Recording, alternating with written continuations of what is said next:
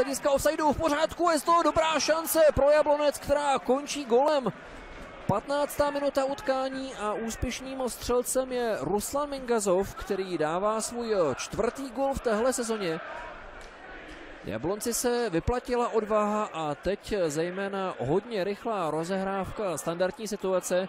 A jsou to překvapivě Severočeši, kteří otevírají skóre tohoto utkání. Plzeň s Jabloncem tak v 15. minutě 0-1.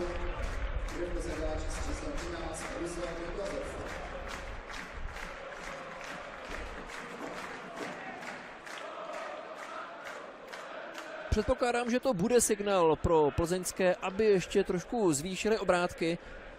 Ještě jednou závěr té akce, dobrá přihrávka pro Mingazova, který trefil přesně k tyči.